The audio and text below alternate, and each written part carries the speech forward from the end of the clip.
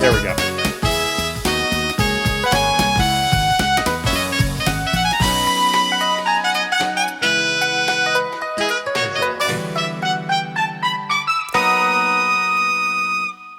Hello, I'm Mark Dujsik of MarkReviewsMovies.com.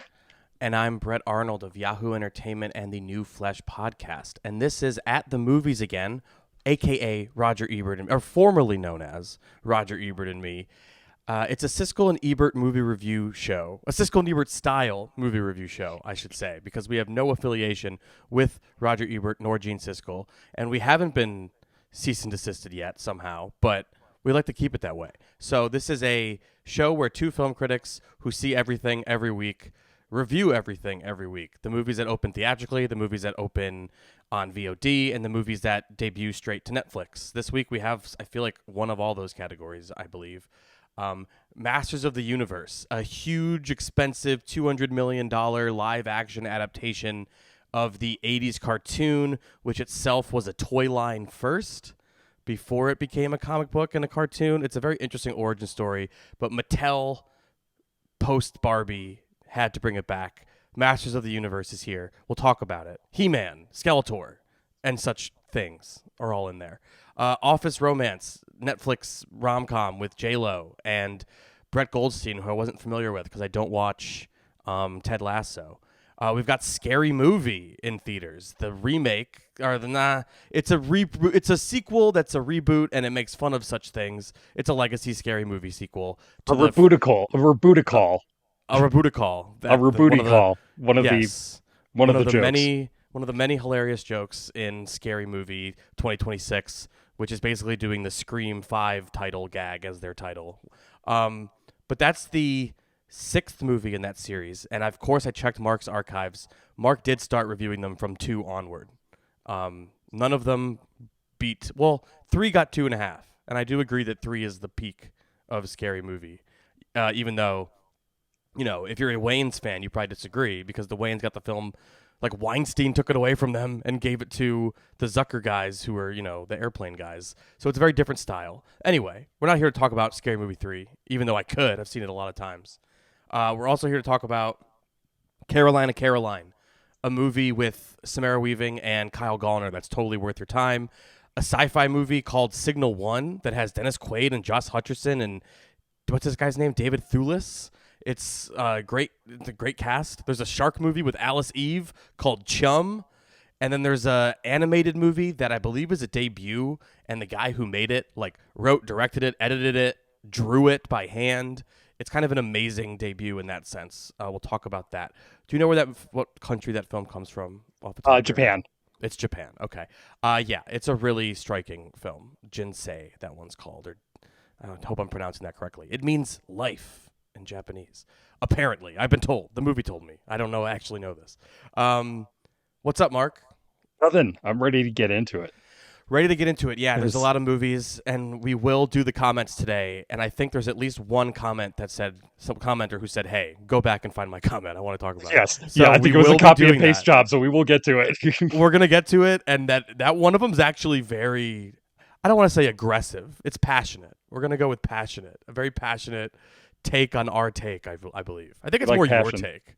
Yeah, I feel like it's more. Yeah, it's fine. I think. I should probably read it beforehand. Okay. Oh no! Yeah, they don't specify Mark's take, but I do think based on what they said, I'm like, I kind of did say that actually. It was about Obsession, I think. The movie that's taken. Oh God! Oh yeah! The movie that swept the nation. I mean, my 80-year-old father went and saw that. That's when I knew that it had reached the masses. It's about to make more money in week 4 than it did in 2 and 3. It's like it's just outrageous. But we're not a box office podcast. Check out the BO Boys if you're interested in that. I do appear on that show sometimes. I guess we should start with Scary Movie, because I like to start by what I think will be the biggest movie of the week. And this week, it's honestly a battle between Scary Movie and Backrooms Weekend 2, but it seems like Scary Movie will win the box office. So here's the trailer for Scary Movie 6, a.k.a. Scary Movie, parentheses, 2026.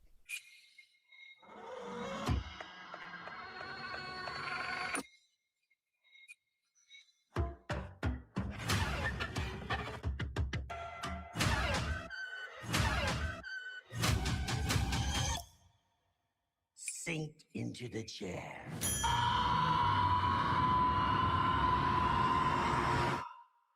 highest. Fuck! Me too, cuz. Me three, my nigga. Guess who's back? Ghostface is still killing folks. You know what they say about the crazy ones? They got the best.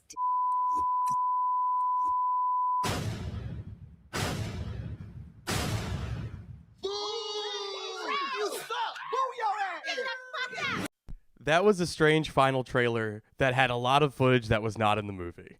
And that kind of shows part of the problem with the movie, Mark, which at first the problem with it is, this is an oddly specific parody of Scream 5 and 6 in a way that, yes, the first movie was ripping off Scream and Scream 2 because they have iconic opening sequences that lend themselves to be parodied. So when you're just kind of randomly doing like, is that kind of the opening of Scream 6? I kind of remember that. It doesn't hit as hard. It doesn't really mean anything to anybody. And all the humor here, Mark, is just, to me, it's more the Friedberg Seltzer brand of humor, less so than the first two Wayans Brothers scary movies, where it's just like, here's a reference to a popular thing, and then like that's the whole joke, is that like they're there. They don't really write any material for Art the Clown. Art the Clown's just in this movie, which is like, what's the joke there? If you ask anybody what the joke is, I think it would kind of break their brain because there's really not a lot of jokes here. And the ones that are there are repetitive. Like the whole joke from Scary Movie and Scary Movie 2 that Ray is a closeted gay man, which was like something that probably hasn't aged well, but the whole point of this movie is like, fuck it, we don't care. We're just going to do all these things again. We're bringing Doofy back and implying that people who believe COVID is real are retarded, I guess, is the joke there. I just find it, I don't know. It's annoying to me that like the detractors for this movie are going to get pegged with, you guys are just like, cancel culture and you think it's, it's offensive and you're offended. I'm like, no, I'm offended they didn't write jokes because this movie just goes like, says the word woke and thinks it's funny, or like has a trans person in the cast and thinks it's funny. And it just is like not just horror movie references that mean nothing. It also has random pop culture references that mean nothing. Why is there a K-pop Demon Hunter sequence? Why is there a Jermaine Jackson movie trailer that appears out of nowhere? So it goes from oddly specific, this is just Scream 6 and 5, to complete grab bag, random scene after another sketch comedy. There's no story here. We're just going to riff on every movie. And if it was funny, I wouldn't care, but I didn't laugh. I laughed like a handful of times. One of them is the Psych Gag, Final Destination one up top. Pretty funny. I like the resolution, like the Ghostface style, here's why the killers are doing stuff. I think it was clever, but they also made that joke already in the movie. So it's like they're doing this, it's the whole repetitive joke problem. Everything here feels like a first draft. It is awful. I thought it was terrible. And I like the first three.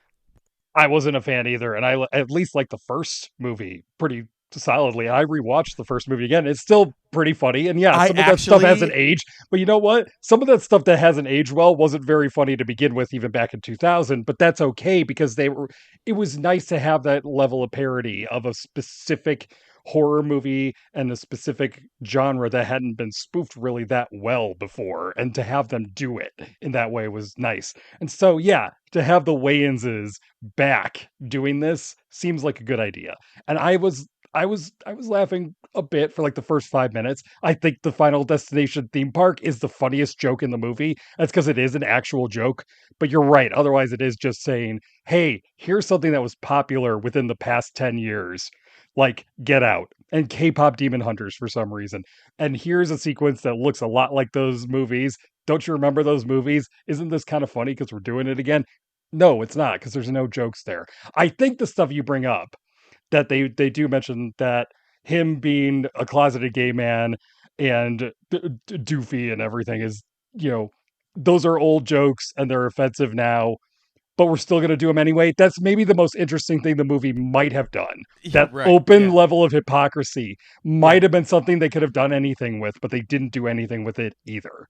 So yeah, like the Ray joke, it just makes the same joke over and over again. Yep. How many times can he be like his hands in someone's ass on act like when they're standing next to each other, which is literally a joke from the first movie that I remember. Yep. And they just keep doing that over and over, and it's not funny. And like, how many times can Brenda go, kind of realizing he's gay? Like, it's not that funny.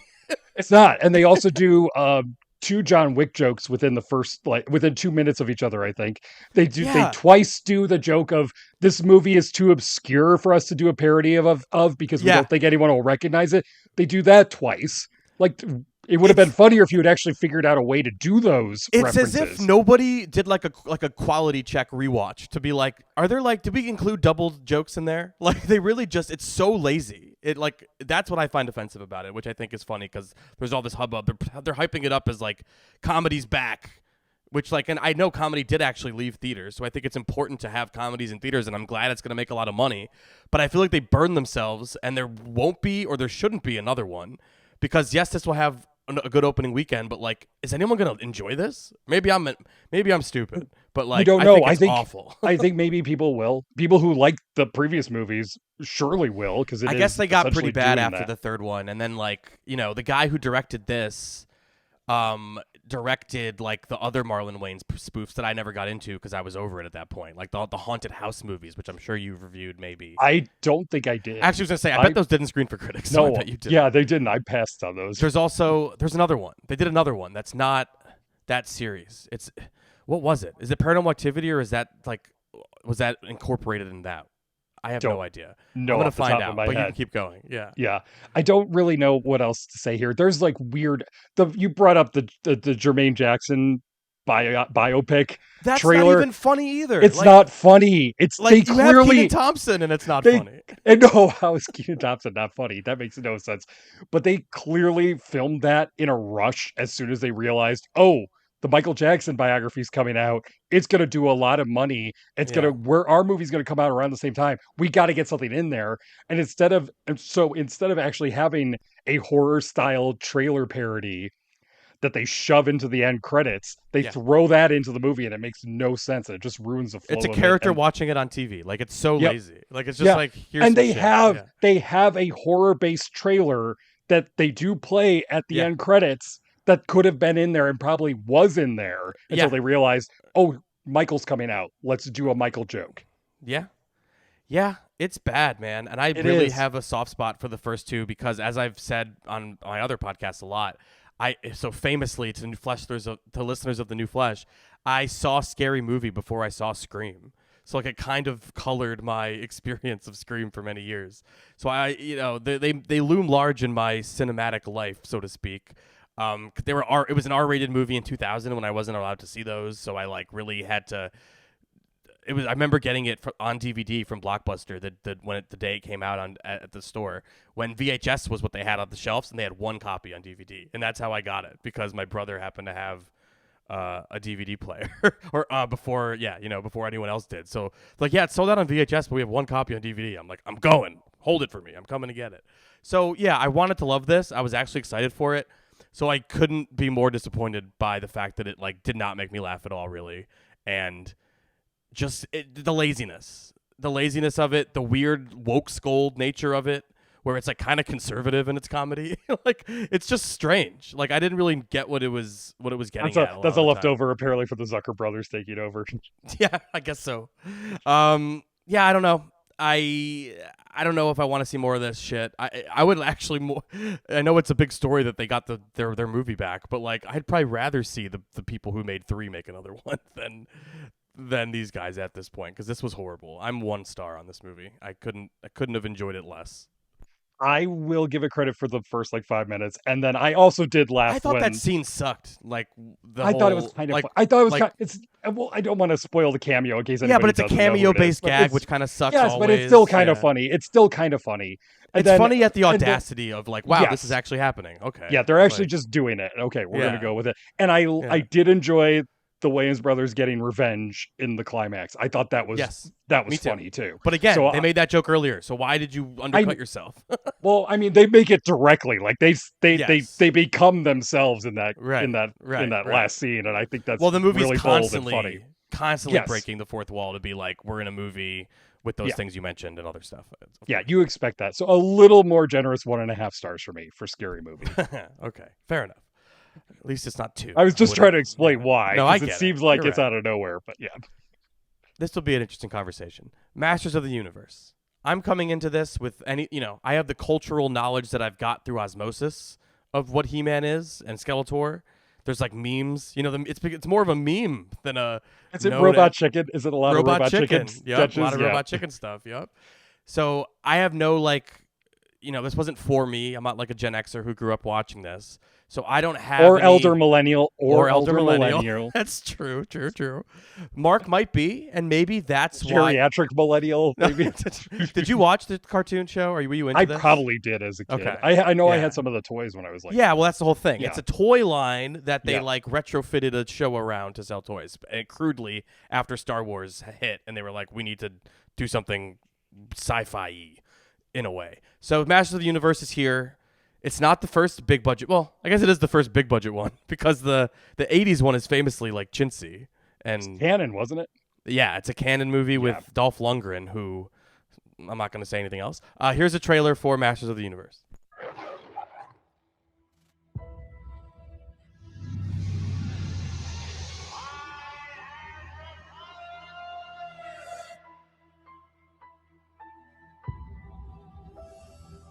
Adam, when you hold the magic sword, what do you say?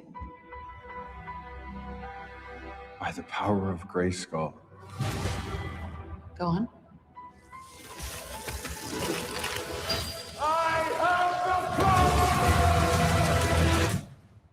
Now you're ready. Mark, I don't think I've ever seen a movie that talks out of both sides of its mouth so much with regard to sincerity. I feel like this movie wants to be like the earnest, big budget spectacle that's celebrating the source material, and then it also has that like MCU style irony above it all. We're laughing, can't you isn't it silly that we spent all this money making this movie? We know it's silly. When a character does a maniacal cartoon laugh, they stop to acknowledge that it's weird that they do that, and it's like when I laugh, I'm done or whatever. Like I don't know what it is that rubbed me the wrong way about it. I think it's that it didn't choose one, that it tried to do everything, and in the process, I'm like, it's trying to please the Gen Xers, it's trying to please the new kids who might not know anything. It's weirdly got a lot of sexual innuendos in a way that I found confusing. I don't know. I appreciate that it tries to be about something with masculinity because it's He-Man, and they actually like tried to have a message about what real masculinity looks like, I guess. But I don't know. The talking out of both sides of its mouth thing and the fact that Skeletor, the main antagonist, they decided to go with like a CGI face thing for him instead of like just do something practical for fucking Skeletor. Why not? It just really bugged me. And I thought that was annoying despite I liked the hammy Leto performance otherwise. But it's like a vocal performance. It is. I think he might be on set in the skin suit or whatever. I've heard that. People, that's how they're talking about it. And I'm like, it just looks digital in the movie, which I hate. Like, I hate when they do that. He's cast as himself. It doesn't say like the voice of Jared Leto or anything. So right. I think he was on set. Yeah, and doing for stuff. sure. I believe them. I'm just saying the final product looks bad to me. Yeah. I think Skeletor looks pretty good. I think that skull looks pretty good. I think a lot of the digital effects here look pretty decent. They have weight to them. They have a sense of the motion going. You can add texture to like when there's a giant monster running around through the city. It looks good enough, I think. But there's a lot of practical effects too, and there's a lot of practical makeup work, costume work here, which I wasn't quite expecting from a multi-million-dollar blockbuster. That is, you're right. It's talking out of both sides of its mouth. I kind of like that though. I think it is going for two audiences. It's going for the audience that either grew up with it and thinks it's silly now or doesn't know anything about it and thinks it will be silly inevitably because it is silly. It's a toy line that's throwing a bunch of stuff together. It's like Conan the Barbarian plus Star Wars, which makes no sense. When they have the motivation or someone says like Skeletor, like why is he so bad? They're just like he's just bad. Like that's kind of the idea. He has a skull for a head. He's bad.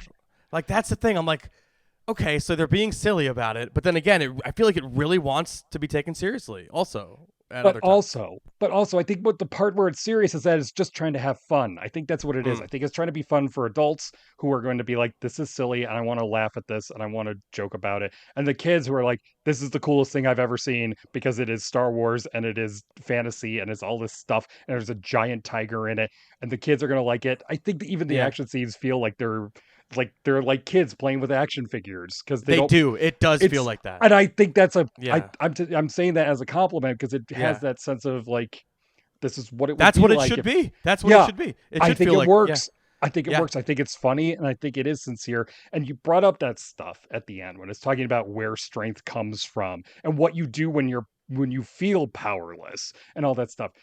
It kind of does take itself seriously, and by the end, with it is telling those messages, I thought, maybe you should take it seriously. I think it works. Yeah, I'm right on the line. I didn't. It's better than I thought it would be for sure. I enjoyed it more than I thought I would. A lot of it's because there's the score and the music is all very 80s, and there's the Smiths part where it's the Smiths song is the score, and then the song kicks in, and I was like, okay, this is kind of awesome. And then it had the Queen song from Highlander kicks in, and it fits in perfectly. And then I with the think score. Brian May did the new song from Queen. He helped make the score for this or a new song or something. So all that stuff kind of works, but I don't know. It really.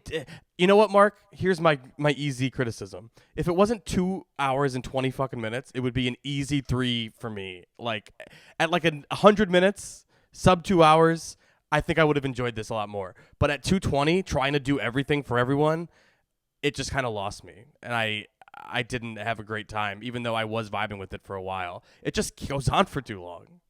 I could see that, but I think it earns the length, at least in terms of with the effects and the story it's ultimately telling and setting up the tone and trying to play it both ways. I think it kind of earns it. It doesn't feel 2 hours and 20 minutes. At least it didn't for me.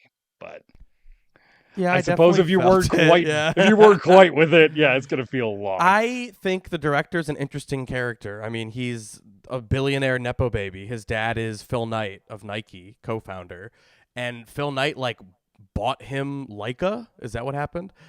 He's an animation pioneer. This guy. He directed Kubo and the Two Strings, and he produces Paranorman and The Box Trolls and Missing Link and all those Leica movies. His dad literally bought him Leica, and I think he's actually talented. It's the rare case of a nepo baby who's using their influence, and I'm they're actually talented. He directed the Bumblebee movie also, which was good. Which is the best Transformers movie, so. Yeah, I think he's a solid director, so I was looking forward to this, and I think this has well-directed sequences. I just think it's too much, and it's not for me. I didn't watch this shit growing up, so I don't really care that much. But I do think if you're a fan of this, you'll probably be very satisfied, I would imagine. If you're an old head who's a fan, or you're newly into it because of I think there's a Kevin Smith animated Netflix version that's already dead.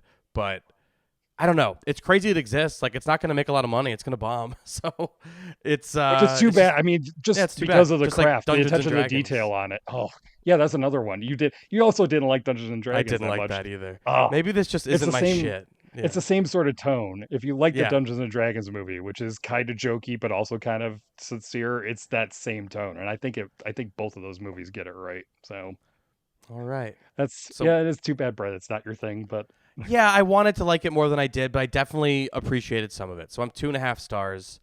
I'm Skeletor. What an opportunity to do a cool practical thing, and they just didn't. So that annoys me. But I guess I could see people thinking it looks cool. I just was constantly fixated on how digital it looks because I'm annoying, I guess. But 2.5 for me. I thought it's almost there. I still think Skeletor looked pretty good. 3 stars for me for Masters of the Universe. All right. Now this is a surprise. Office Romance, a J-Lo rom-com that stars Brett Goldstein and was written by Brett Goldstein, co-written by Brett Goldstein. And I don't think you need the context of Brett Goldstein is a J-Lo rom-com superfan, genuinely, and knows so much about all of her shitty movies like Made in Manhattan and whatever else, that I find them so charming on this press tour because he truly wrote the script for her only and said, if you don't do this, I'm tossing it. But if you want to do it, let's do it. And I think it's such a perfect rom-com. It's actually funny, which is the important part. Here's the trailer for Office Romance. Daniel, you need to be in Miss Cruz's office in 5 minutes. Have you met Miss Cruz? She's tough. She hates the sound of breathing. Don't breathe. But if you have to, try to take a quick gas through the side of your mouth like this. You wanted to see me?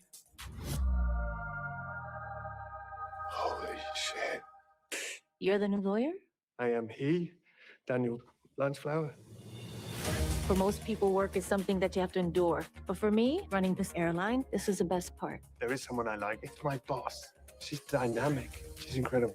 This is not a date. This is a work dinner. Cheers. What's happening right now? It's nothing. Woman. Go home. Jack. Glad we got a glimpse of Betty Gilpin in the trailer. She is so funny in this movie. I love Bradley Whitford's arc in this movie. Every supporting character that would be like stock archetype in any other movie, each one in this movie has a weird little backstory and character trait that they get to be funny with. And that's partially what makes it good. Also, I found Brett Goldstein very charming, and I found their chemistry to be good, and I found the jokes to be genuinely funny the whole time. I was laughing out loud throughout at jokes big and small. And then when it has its typical rom-com formulaic ending, you're like, yeah, this is like exactly what it needs to be. This is good. This is very good. Yeah, it is a pleasant surprise just to have a rom-com that's funny. And have likable characters and a situation that is not completely convoluted and trying to go out of its way to keep them apart. They're just, coworkers attracted to each other, and company policy says they can't date, and then they can't help themselves, and hilarity ensues, and it is genuinely funny. This is a hard one to say. J-Lo's really good. You're right, Goldstein is very charming, and there are so many funny people here. Bradley Whitford's in it. Amy Sedaris shows up. Yes. I'm trying to think who else. There's just Edward James Olmos, not a funny guy, but he's in not it. a funny guy, but he's good in it. Tony Hale shows up. Roger yes, Bart. Tony Hale as the beleaguered HR guy. Oh, it's so funny. Very funny. Lisa Gilroy, comedian I love, in the opening scene, the crazy date in the opening scene. Yeah. She's really funny. She gets one scene. Will Sasso's in the opening scene. Will Sasso's also. in the other opening blind, not a blind date scene. Date, what do you call it? Back and forth cutting between these two dates. And as soon as that opening sequence happens, where it is going back and forth between two disastrous dinners, I was laughing, and I'm like, okay, they know what they're doing here. And I mean, I don't think it's ultimately that romantic, but I didn't care.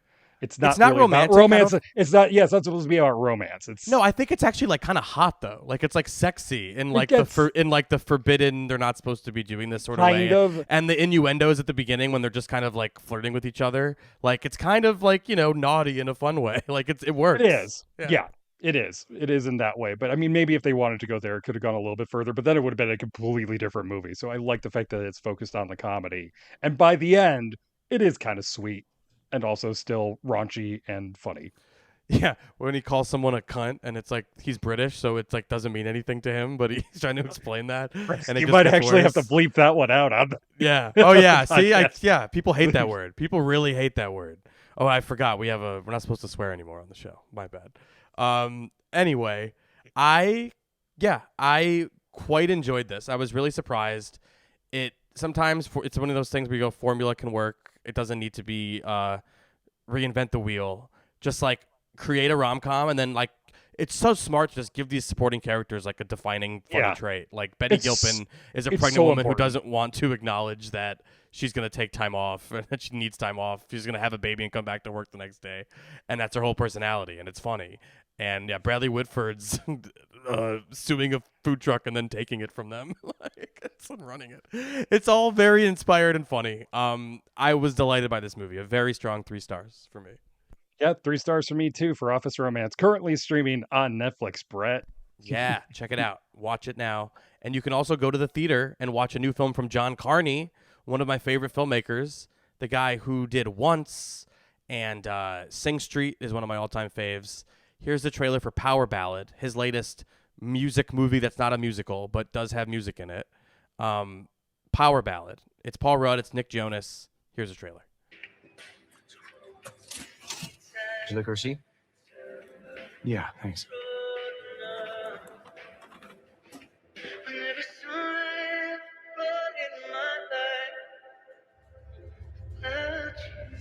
What? Oh.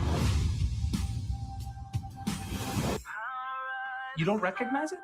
Should I? Yeah, of course, yes, you should. That's my chorus and verse. I wrote that song. When? Wow. Danny Wilson. You were great up there. Come with me. I could tell. Of course I like this. I'm a big John Carney fan. I think it, becomes a little like overcomplicated in some ways, perhaps. But I really love where it lands. So like it's still ultimately very much worked for me. Tell me about this movie. Yeah, it's overcomplicated, also a little too simplified by the end, but I also didn't care because John Carney makes He's movies got my about number. Yeah. I mean, he makes movies about music better than I think anybody else making movies about music, and I don't know how many people are actually making movies about music, which makes them so refreshing when they show up. Like, it's not just about music to me that I wrote this down specifically because I'm like, like he's so good at conveying what songwriting is. Yes. And like the power of creative collaboration and how that works. Like, I just am so mystified every time I watch something by him, and that definitely came through here big time. So many times he will do the same thing where it's just two people sitting in front of a piano or with a guitar, and I'm captivated by it every single time because he actually writes these characters to talk about this. They actually are making music. You get the sense they are making something. And in this one, it's Paul Rudd's playing a wedding singer, and Nick Jonas plays a former member of a boy band who's trying to start a solo career. They end up at the same wedding together, with Rudd's character performing, and he's friends. The Jonas character is friends with the bride and groom. They go and write some music and help each other out with some songs they're working on. And then 6 months later, Jonas's character has released the song that Rudd's character played for him on that night and is claiming it as his own. Yeah, I don't know how to describe this. What I really like about Carney's movies too is that they are so optimistic on top of everything. Yes. This one starts to get cynical because it's about plagiarism, and it's about this guy kind of losing control of his life and his family and his job. That's what I meant by the overcomplicating. I'm like, it gets very like, I was surprised when his family didn't believe him. You know what I mean? I'm like, that's kind of weird, like of a detail. But like, I get what the movie's going for, so it ended up being fine for me. But it's kind of weird. It's kind of weird, but it's also kind of not because it's like you were drunk. You were for sure. You were starstruck. It's easy to not believe what happened for sure. I get that. You were starstruck. Who's to say that you two just weren't jamming and that song happened and he's the one who did it? There's no evidence. That's the problem. They do kind of believe him, but it's more like you can't keep pushing it because you can't prove it in any way that like, would what's actually the point? result in anything. Yeah, you have no proof of this. Yeah. But I really like just how it starts to kind of get a little cynical, a little pessimistic, a little like maybe this isn't worthwhile.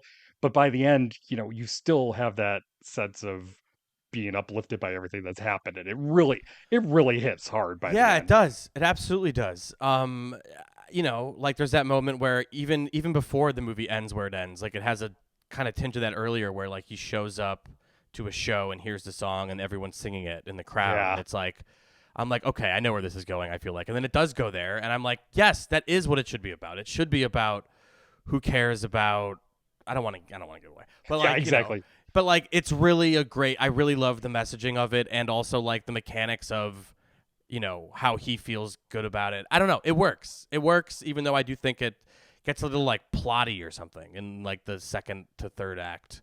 There's just like a little much going on. But I really liked it. And it's just like, the only reason I'm couching it is because, like, I need you to know Sing Street is like a 5 out of 4 for me. Like, I love Sing Street. I think it's one of the best movies. And this isn't quite up there, but, like, what could be? So, like, this is just another great John Carney film. And I'm very strong 3 stars for Power Ballad. You know what I really like about this is that this has a song that gets played over and over again. Yeah. And you never get tired of it. Yeah. I think we talked about another movie where they did that. The big one is That Thing You Do. I think the obvious one. Yeah, that's the one where it's like, okay, thank God that song works because the whole movie's written around it. The whole movie revolves around that song. This song, the whole movie revolves around it. But what's neat is not only is the song good, but every time you hear the song, it takes on some different level of meaning for the characters and within the story. It's really smart filmmaking. That's the type of shit, that's why I might have a 3.5 the second time I see it. Because like Sing Street took me a few times to realize like the meaning of specific things in that movie and what the ending signifies and like who wrote that song at the end, like what that means. And like it like this movie is that there is that to it as well. I noticed that too. He's a brilliant writer and he writes, and the way he conveys the creative process, it's really, there's nothing like it. I also think there's some really clever moments in this, just like the visual gags almost. There's like first of all, there's a Carney Cinematic Universe joke. But that character, that scene is just a visual metaphor for what he's experiencing. Like it's really clever that that's what he sees and like stares at for a second. It's all and the way Carney keeps cutting between their two lives and the straight juxtaposition between the two of them and what his life could have been, so to speak. So like, yeah, I quite liked it. I think it's very strong. Yeah, just not. We didn't like, talk Sing about Street Rudd level. and Jonas are both really good here too. Yeah, So Rudd and I am Jonas are great. already at 3.5 stars for Power Ballad. Hell yeah, I love that. Everyone should watch Sing Street and Once, and yeah. What is it? Begin Again is another one, and then I need to rewatch Begin Again. That's the only one of his that never quite clicked with me. That's the only one I remember being just okay about. But I really liked. We liked the Apple Floor TV and one. Son. Mm-hmm. Floor and Son's good. Okay, next up, Caroline. This guy made the movie Shake Shack. What's the movie called? Smoke Shack. You're right. Snack Shack. I think Snack Shack. I called it Shake Shack. That's an actual restaurant. That's why I got confused. Yeah, it's the guy who made that movie that I think we both liked, and then I wasn't a fan of it. You did like it. Oh, okay, interesting. And then he made another movie that I liked that I'll have to pull once I. Oh, Dinner in America, which was an interesting movie. Here's a trailer for Caroline, starring Kyle Gallner and Samara Weaving. If you could do anything, what would you do? Pack up and go see the world. What's your name? Caroline, what about you? Oliver. And what are you doing here, Oliver? Passing through. Just passing through, huh? You've been going like 500 dates with me. Uh-huh. You ever feel bad doing what you do? I don't, because it's a con. I don't do it out of greed. I don't do it out of anger. I just see the angle. Seeing the angle. Wondering if that's all something I could ever do. Finally, Mark, we have an indie movie with Samara Weaving that is worth her incredible talent. I think she's so good in this, and the movie's actually quite good. It's a pretty one of those another formula being a comfort thing, Mark, where it's like this is a crime caper, I guess. It's got the romance angle. It's very Bonnie and Clyde, true romance, Badlands energy, kind of like a doomed tragic romance thing. And boy, do they sell the fuck out of the chemistry between these two. It is one of the best, like the most chemistry having on-screen couples I've seen ever. They're so magnetic, and it's just the way Samara Weaving bites her lip. Good God. She does it a lot in this movie. I was quite smitten with this. Tell me about it. Yeah, it's two lovers on the run. Just a con artist, essentially. Kyle Gallner plays a guy who just sees the angle. He knows how to do small cons. And then when he meets Samara Weaving's character in this small town, and she spots this like short change con that he's running on the gas station where she works, she wants to join up with him. They go on across the country and start stealing money from people that have enough money to have it stolen from them. I really like this because it's kind of hard to describe. I don't even know when it's set. I think it's set probably maybe in the 90s, that's probably it.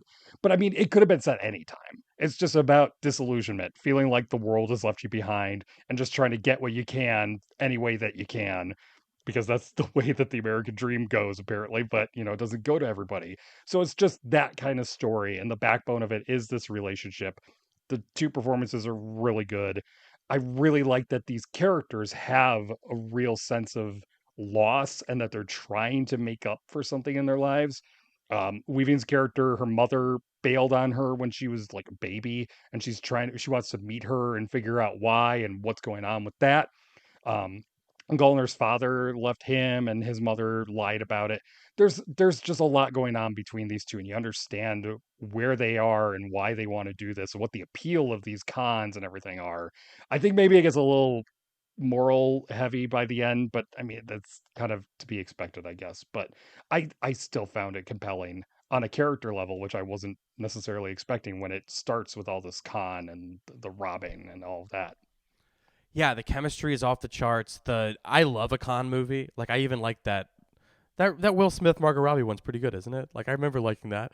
I think I like that one too. Focus. Yeah, I remember. I just like a con movie and a movie that like explains how to do something. Like this movie opens with her quick changing somebody. Which Mark, I was quick changed one time at a movie theater when I was a cashier. Like it's very easy to fall victim to that as a cashier. But like I was just really captivated by the the way this movie threw you into it, even though I wish it didn't maybe have the in media res opening, which I almost wish any movie that had an in media res opening got rid of it. But that's whatever. That's neither here nor there. Yeah, but you know what? I think this one is interesting because that one shows a scene from a certain angle, and then later on you realize the context of it and what the specifics of that. I think it's well done, the in media res opening, because it's just something that grabs you. For sure. Oh, really good soundtrack. Like country-esque. I don't even know what the music is, but it's all really good. Fits the movie really well. It's just a really good movie. It feels like lived in, and like it just feels like they're real characters, even though I know it's Samara Weaving and Kyle Gallner, actors I've seen a million times. Really great work from Kira Sedgwick in a scene also. Really strong movie. I really liked it. Caroline, 3 stars from me. Yeah, Brett, I liked it too. 3 stars for me as well.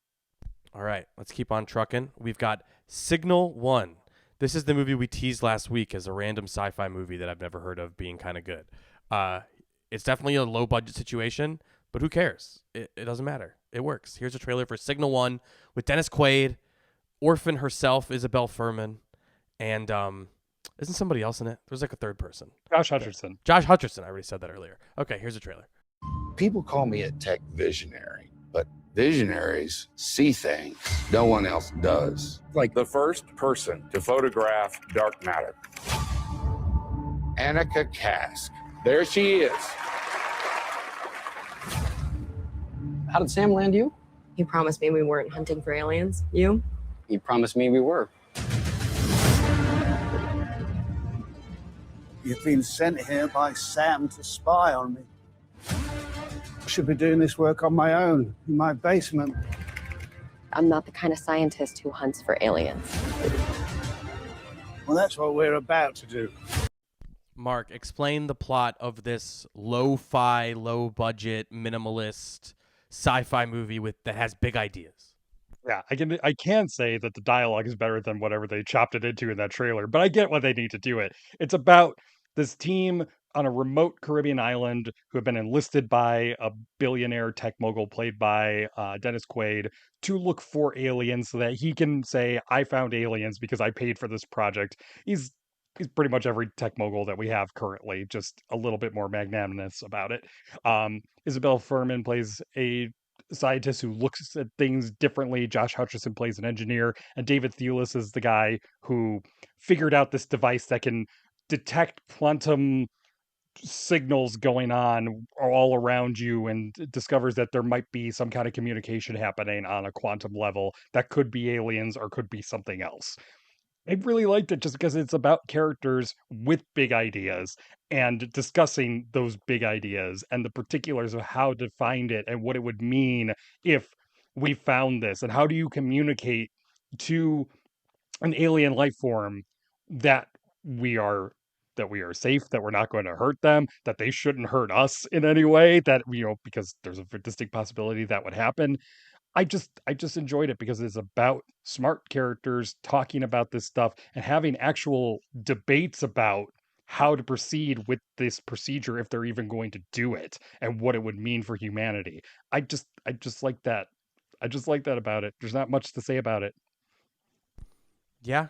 Without giving up way too much, because it does have a lot going on. Yeah, it's just like a character-based sci-fi movie with big stakes, and the characters all have interesting motivations and backstories, and I enjoyed spending time with them and seeing what was going to happen in this, sci-fi movie. I love a movie like this. Rarely are they actually good. There's a lot of movies of this scale with good actors that are just kind of bad, and this one's actually thoughtful and smart and well written. So that was a surprise. So yeah, I agree. Not a lot to say, but 3 stars for Signal 1. You should check it out. Yeah, it's not reliant on special effects. It doesn't need them because it has a smart script and it has some things that it wants to say. But you know what? When the visual effects do show up, I think they're pretty decent for what they're trying to do. Yeah, There's some good works. stuff in it. Yeah, it totally works. Yeah, it works well. Signal 1, 3 stars for me as well. All right. Now let's talk about Chum. Oh, boy. Starring Alice Eve. This might be definitely without a question, top 5 worst movies we've talked about on the show. It might be the worst. It is so fucking bad. Definitely top 5, but someone could help us rank those. Did we review that movie Evil on the show?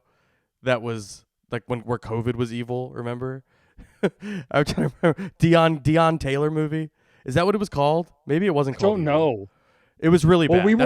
I think we were post-COVID, so I know, but I think that was a movie that came out years after COVID, and then was like, the evil is COVID. Or the movie, I forget what the actual plot was. Very bad movie. Anyway, Chum, bad for different reasons. Here's the trailer. Are you ready for your wedding present for Cha-Cha? Let's go. That is the attitude.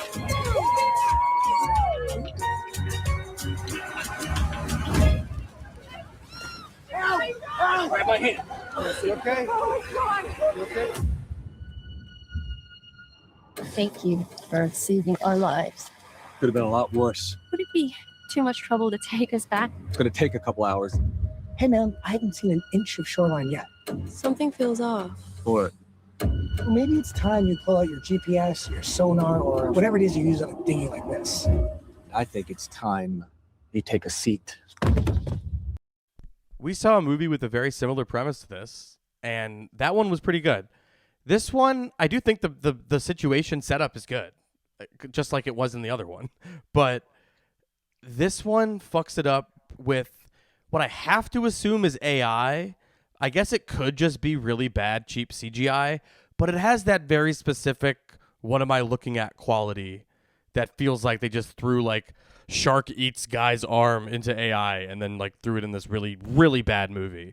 That, what did Alice Eve do to deserve her VOD fate? Because she's, I thought she's a good actress, and I think she's definitely like a leading lady type, and she was in stuff for a while, and then now she's in shit like this. So I have no idea what happened, but not a good movie. Tell me about it. yeah, she deserves much, much better. This is awful, and you're right. It's about. I think there's some actual shark footage, but a lot of it is probably visual effects, most likely AI. It's kind of AI these days. They don't announce it in the credits. I looked in the credits. I was trying to see if there's any hint. The only hint I had was there didn't appear to be any VFX houses that did the special effects for this. So I kind of assume somebody just typed in the chat. That's kind of it. That's a pretty good hint. Okay. Another hint is that there's a song that plays over the end credits. There's no credited song in the end credits, and that song kind of has the AI feeling to it. It's like pornography. You know it when you see it.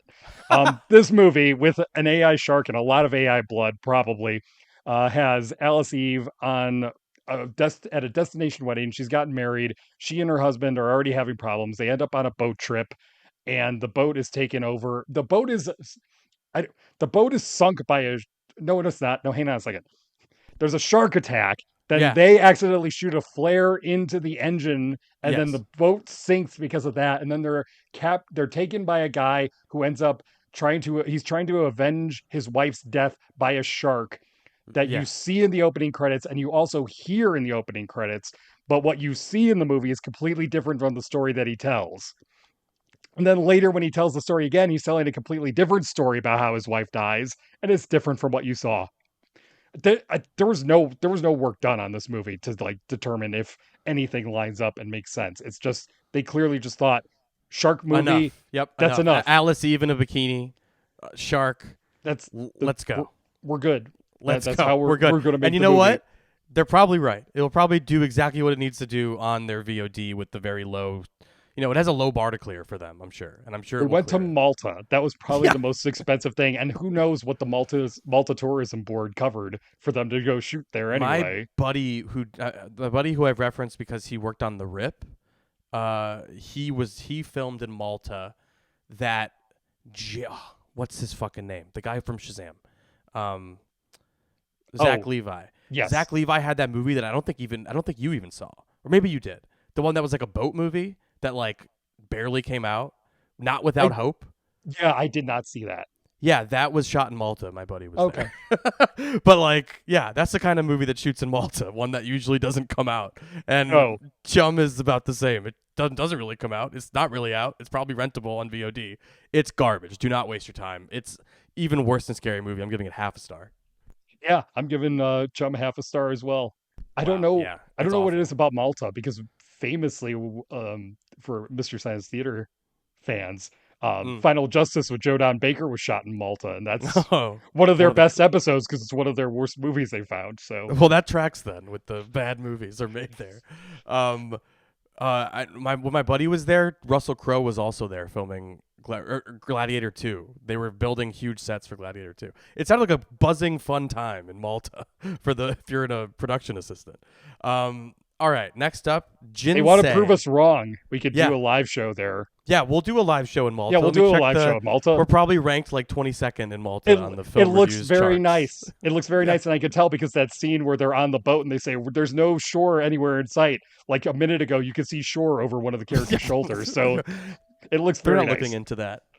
All right, next up, we have the trailer for Jinsei, which means life in Japanese. It's the debut of a filmmaker whose name isn't in this YouTube video description I'm looking for. But Mark can tell us in a second. Here's a trailer. おーい。ねえってば。しかとこいてんじゃねえよ。なんであいつ、何も喋んねえの？あいつはみんなと違うんだ。喋んねえし、動かねえし。マジキモいよな。せいちゃんのお友達？せいちゃん。好きなの？アイドル。かっけえ。君たち6人でグループを組む。5年後にはスーパースターだ。俺はさ、たくさんの人を笑顔にできるようなアイドルになりたい。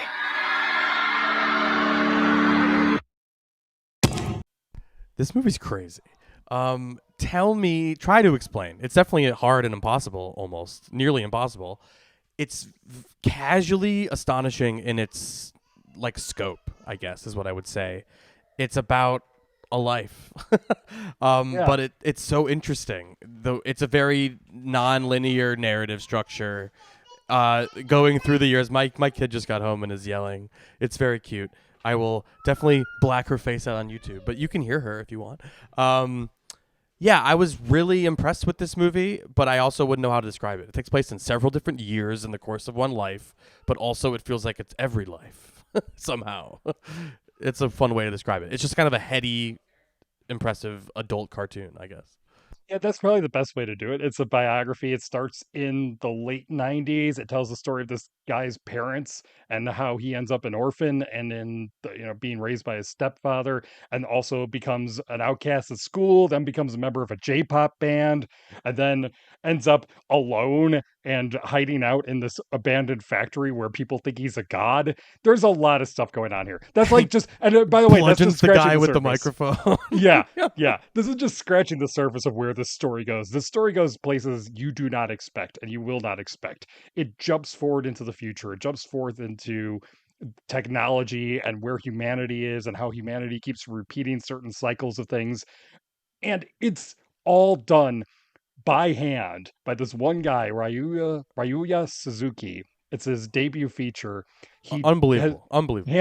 Hand drawn every part of this, every little minute detail that you can really see, because these shots are long. They don't, there's not a lot of rapid cutting. The animation is very choppy, but that's kind of the whole point. It's almost like a comic strip style. It actually starts off in this boxy frame and it expands as the years go and as more about his life becomes clear and who he is and what he's doing and what he could do. I was astonished by this thing by the end of it. It goes places that I did not expect. It just makes you think about your place in the universe and just the course of your life and how much can change just over the course of a few years and with a few choices that you make. It's so good. Yeah, it's a really heady, kind of a mindfuck of a movie if you let it be. I was really taken aback by it as well. It presents itself like it's going to be like some sort of K-pop thing, which like that's kind of the part of the story, that there's like K-pop idols that they're trying to be, but like it's about much more lofty, interesting ideas than that. The animation, as you said, it's like mind-blowing. The style, and when it gets to that futuristic part, I really love the like, what do you call the production design of an animated thing? Like whatever, I guess you call it production design. I don't know. the background drawings, I guess. That's I mean, yeah, like like his vision of the future was rendered interestingly. Like I thought it was very cool. Yeah. And like that's from his mind. So it's all very impressive. Very, very strong 3 stars for me. Potentially more if I were to rewatch it because it feels like it would resonate even more. I really liked it. I actually did see it twice because I just needed to kind of be confirmed. Like, what is this thing? This feels really special in some way, and I think by the end it really is special. So 3.5 stars for me for Jinsei. All right. That's recap time? Is it Yes, right? I'm sending it to you. Beautiful, beautiful, beautiful. I should hang on. Let me see if I can. No, it's gonna send automatically. Oh, it's just not sending. It's not formatting. Okay, there it is. Okay. Big All right. text. Your recap for Friday, June 5th. Scary movie. Mark, 1.5. Me, 1. And me is Brett, if you're wondering. Masters of the Universe. Mark, 3. Me, 2.5. Office Romance. Mark, 3. Brett, 3. Power Ballad. 3.5 from Mark and 3 from me. Carolina Caroline. 3 from both of us. Signal 1. 3 from both of us. Chum, 0.5 from both of us, 0.5 star from both of us. And then Jinsei, 3.5 from Mark and 3 from me. Okay, now. I mean, 0.5 star from both of us might be the lowest. Yeah, that feels like, I don't know if we've scratched like those depths before. That feels right to me. Okay, so here's the older comment that I think Leonardo wanted us to read. So here's Leonardo Lopez's comment from 11 days ago. On Sunday the 22nd, I watched Obsession in theaters, and honestly, you were both way off base with your interpretation of the film. I took it as an attack on Mark, despite him saying that immediately. The movie is absolutely not trying to make us sympathize with Bear, as in the opening. He is shown to be visibly irritated every time someone cuts off his chance to hit on Nikki, showing in subtle fashion that maybe Bear isn't the best person for Nikki, adding onto the larger idea of the film, commenting on incel culture and the consequences of going to extreme lengths just to be with this one person. This is a clear case where the film is actively and deservedly rooting against its main character. I believe I did say that, or at least say that the movie's a comedy and at his expense. So I did say this. Why are you yelling at me? Anyway, this is a clear case where the film is actively and deservedly rooting against its main character, similar to many of Martin Scorsese's films where the main characters are horrible people who have everything around them fall to pieces and get their comeuppance as the film progresses due to their own stubborn ignorance. The movie actually feels way more sympathetic towards Nikki than you gave it credit for, as during those instances of the real Nikki peeking through the possessed Nikki, because the possessed Nikki is doing so much extreme things just to get closer to Bear. The moments where we see the real Nikki's cries for help carry this level of emotion, where we are actively rooting for the real Nikki to come back in some way. I also never really saw this film as a comedy, even as a dark comedy, because these moments of humor are put in a much more terrifying light when you see just how dangerous the obsessed Nikki is. So while the rest of my audience was laughing at those moments, I was sitting there tense and shaking, fearing how Nikki will get just a little closer to Bear. Put this alongside Wicked for Good and Super Mario Brothers Galaxy movie, where for films where I was so flabbergasted by your interpretation of the film, and maybe a rewatch could make what the movie is trying to say more clearly to you. My feelings about your thoughts of Obsession is honestly the same as how Gene Siskel reacted to Ebert's enjoyment of Home Alone 3. A movie that was filmed in my hometown, by the way. That's me saying that, not the commenter. Truly at a loss for words with your interpretation of Obsession. So I think I was like, I agree with a lot of what he said. So I don't think my interpretation was. I think you brought up the comedy part. My thing is, yeah, I understand Bear is a bad man and that he's doing all this stuff. And I think the movie does kind of acknowledge it, especially by the end of it. I'm not denying any of it. He is this, insecure and timid and annoying guy. I know exactly what the movie is doing with that. What I'm saying is Nikki's behavior is so extreme that it overshadows anything that you could say about him. And I think that is to the movie's detriment and to the portrayal of that character. And I think there's some online chatter going around that there are people who watch that movie and think the whole point is Nikki's scary. Nikki is crazy. And the women be crazy crowd has latched onto this movie in a way that I think if the movie were more explicit, they wouldn't be able to. That was kind of my worry about it, is just like, this feels like her actions are so out there, and they are so obviously she feeds him his dead cat at one point. Not the movie doesn't see anything that he does on that same level, and it doesn't try to shock you in that same way that it does. It is maybe too subtle in trying to criticize Bear compared to what it shows about Nikki. And I think that is a problem with the movie. I really do think it starts off from the beginning when he just wishes that he would love her more than anybody else. I think if that line had been changed, if the wish had been, I wish she felt the way about me that I feel about her, I think that would have turned the entire movie on its head, and it would have really nailed that point that his actions, his behavior are what need to be judged and looked at more closely than hers. I think it's just a problem with the writing, honestly. All right, there you go, Leonard. We got Leonardo. Excuse me. We got that's my argument. I mean, yeah, it's probably not as good, and the movie is hugely popular, and there are a lot of people who don't see it in the way I do, and the way that some of those other people are not taking it the right way at all. Right. But I do think it's an issue with it. All right. Someone else from last week was talking about Corporate Retreat and why didn't we see it? I missed it entirely. But then when I saw it actually came through, people were giving it like half-star reviews and saying it was horrible. But our commenter, MWS51581, says, I liked it a little bit. It was extremely gory and campy. I would definitely be interested in Brett's take on it if he catches up with it. So now I have to catch up with this fucking movie. Yeah, I tried to see it, but they were not doing screenings or screeners for press ahead of time. So, and then I had to catch up with something else the day it came out and didn't have time for it. So I will also try to catch up with it at some point. But that list of stuff I do need to catch up with is getting a little long at this point. Fair enough. And Leonardo Lopez, he was like, where's the elusive I Love Boosters episode? I hope he knows that we reviewed it at the end of last week's episode. I'm sure he did. Nelson's mad at me for saying Brendan Fraser's bad. He says he was great in The Whale. Agree to disagree, but clearly I'm in the wrong. He won an award for it. Carrie Mulligan's back, saying, I was a bit confused and underwhelmed by Backrooms during my first watch, but it lingered in my mind and I rewatched it the next night, and it became more of a theme park ride because exploring that space on a big screen is so intriguing. Then it clicked, especially with that dog analogy, that the explanation seems to be that it has no explanation, which I admire, because it can be dangerous to explain something this weird to an audience, which is exactly why so many people hate M. Night Shyamalan. Then I watched it a third time and just had a great time with it. I'm not sure how effective it'd be on a TV, but it's perfect for a theatrical experience. We got to give Carey Mulligan the moviegoer of the week, month, year award. They see everything multiple times. God bless. Yeah. Yep. What else do we have here? We got a couple Leonardo Lopez comments. I'll get those in a minute. What else do we have? We got someone saying When I Was Water says, everyone is overthinking Backrooms. Stellar movie and premise. And yes, it's an allegory for trauma. Simple as that. Does it need to be anything more than that? No. Everyone's complaining about how poorly written it is. Every movie doesn't have to be dialogued by Kaufman, Wilder, Cohen, and Cohen. It accomplishes what it needs to. Both of my kids saw it before me. They're 15 and 18 and loved it because it was unlike anything they've seen before.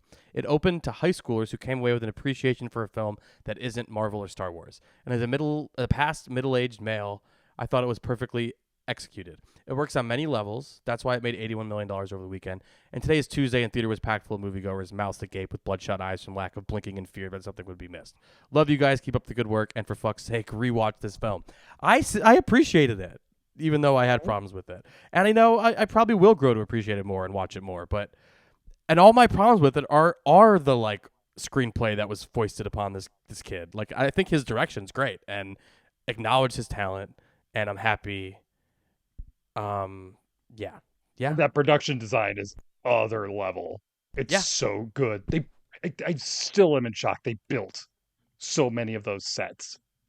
I'm never gonna. If people are latching onto this movie and they love it and they're watching it multiple times, I'm never gonna say try to take that away from people. It just didn't work for me and because of certain things. But man, I'm very happy that young kids are going to the movies again and they are seeing stuff that isn't Marvel and not big budget. This is an indie movie made by like a 20-year-old kid.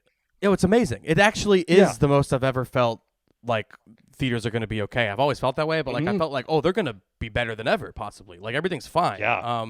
The kids are all right, so to speak. This box office run has truly been historic. I mean, obviously, since Mark and I have been doing the podcast, since I've been alive, this box office run is like historic and is more interesting than anything that's happened in my lifetime. It's very fascinating. I haven't seen anything like this since like Titanic. Yeah, it's crazy. And I was a part of that Titanic crowd. I saw that movie when I was 7 years old. It would have been, and I loved it because I love movies. But here's the thing: we're talking about multiple movies, and we're talking about multiple movies with minuscule budgets. I actually wanted to pull up the like chart from just yesterday because like everything this week is doing insane numbers at the daily box office. So like Backrooms made 6 yesterday, Obsession made 5, Grogu made 2, Michael made 2, Devil Wears Prada made $1 million, and that's like a Wednesday in the middle of the week. It's like a very healthy box office. You know, sorry that Masters of the Universe is going to bomb, but hey, that was a strange choice to make. So yeah, I agree. I agree with Backrooms being an exciting phenomenon, and I do hope to watch it again and get a little bit more from it. What else do we have to say here? I hope you say the one. Which one? Not the fart one. You have to say the fart one. Okay, the fart guy said I want to fart in the back rooms. Like, go ahead. That's a great place to do it. And according to the mythology of the back rooms, you already have. Multiple times. Yeah, that's really good.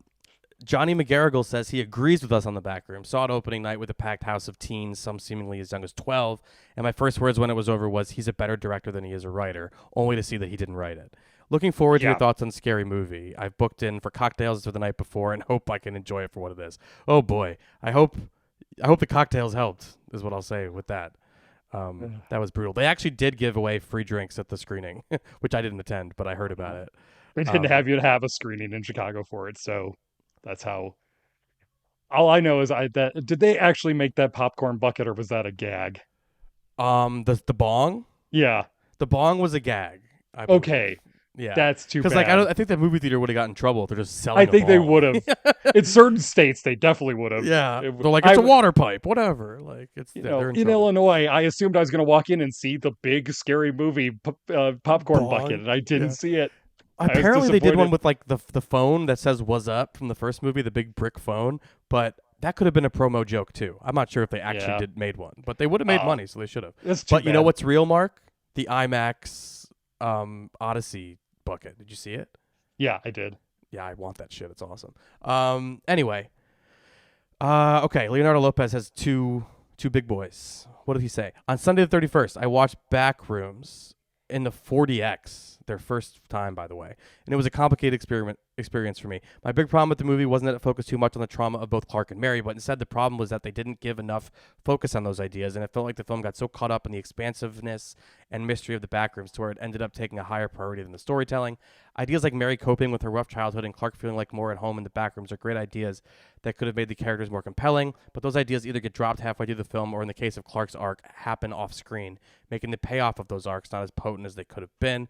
That being said, though, the presentation and horror of the film is stellar. The production design is expansive and cramped, which stays faithful to the YouTube videos, and the slow burn horror helped to keep me on the edge of my seat, wondering what or who will pop out of the corners of the various rooms and corridors, until they revealed who the monster was, which ended up taking away from the ambiguity that was present earlier in the movie, along with the found footage scenes actually looking and feeling like found footage, unlike other films that use the gimmick. In the end, very style over substance film for me, but I applaud Kane Parsons for showing a great eye for feature-length filmmaking and directing, and he shows great potential as a director who moved from internet videos to feature film. I will also say, after experiencing your flabbergasting takes on Super Mario Galaxy Movie and Obsession, along with Wicked for Good, I feel glad that I can finally agree with your takes on a movie again. 2.5 pieces of furniture out of 4, 3 out of 5 for that person. That's how I am on it too, I would say. I feel like I was 2.5, and then I would amend it to 3 out of 5, but it's still 2.5 out of 4. So who cares? No amendments for this episode, for this show. Irrelevant rating in stars, I like to call it. Yeah. Did you hear what Kane Parsons wants to do next? No. Portal. Well, fuck yeah. I mean, that's his big inspiration. Was that the IP when asked? He said what IP to do, and he said that? I think so, yeah. Yeah, that's awesome. I mean, they should let him. I mean, I don't always like talking about like this stuff, like, what rumors and all that, but I mean, I would love to see a Portal movie. I mean, made by this guy who's so inspired by it. Yeah. Like, can you imagine if you try to figure out Portal with practical effects? That would be It would be so fucking Oh fun my and God. cool. Anyway. Yeah, that sounds cool. And then there's one more. This person. Oh, it was Leonardo Lopez bringing up an old comment from Mandalorian because we missed it. He said, I feel like people don't quite realize that movies based on TV shows are some of the hardest movies to make and get right. Not only do you have to try and make it appealing to people who've never seen a second of the show, you also need to create a story that feels worthy of being told as a movie instead of a standard episode. The Mandalorian is a curious case, however, because the show was given blockbuster-sized budgets per episode to where it already felt sort of like a movie in terms of storytelling, so making a movie out of a show that already felt like a blockbuster-sized event with each episode felt like a fruitless endeavor to the point where you would look foolish to pay to see something you can get on TV. As someone who has seen a good amount of movies based on TV, instead of watching The Mandalorian and Grogu, you should instead watch the SpongeBob SquarePants movie, Sponge Out of Water, The Simpsons movie, Beavis and Butthead Do America, and the Universe. Good call out on the Beavis and Butthead Do the Universe. It's so good and no one knows it exists, I feel like. I know, it is so good. And Wallace and Gromit, The Curse of the Were-Rabbit, just to name a few. Not only were they able to let newcomers in who have never seen the show by capturing the spirit, and not only were they able to tell a story that's grand enough to be worthy of telling in a movie, but they are so good that they serve as some of the most shining examples of their respective shows, and you'll be more likely to get into those shows afterward as opposed to The Mandalorian and Grogu, which will be more likely make you hesitant to watch an episode because of how it fumbles the movie. On a side note, he wanted his comment read. I already did that. So Leonardo Lopez is beaming right now. We read all of his comments. I think I read all the recent comments. Sorry if your comment got lost in the shuffle. If you want it read, you can still let me know. But I think that's it. If we didn't get to it, just post it down below. Or even, we still have the text number, right? Yes, you can also text. Yeah, there's also somewhere on the podcast it's in the page feed. somewhere. Like I don't have it off the top of my head, but it's in there. Next week, we have a new film from Steven Spielberg about aliens. It's very exciting. Disclosure Day. We'll talk about that. There's a action movie called The Furious that's getting wild praise from everybody as being like The Raid, the next The Raid. Looking forward to that. A Netflix animated thing called I Am Frank Elda, and more. See you then. Bye.